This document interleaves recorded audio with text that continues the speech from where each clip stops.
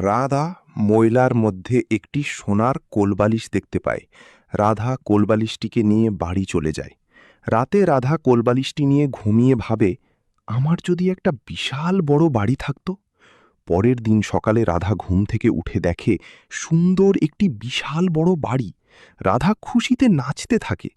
পরের দিন রাধা সোনার কোলবালিশটি নিয়ে ঘুমিয়ে ভাবে, আমার যদি অনেক টাকা থাকতো তাহলে আমি গরিবদের বিলিয়ে দিতাম।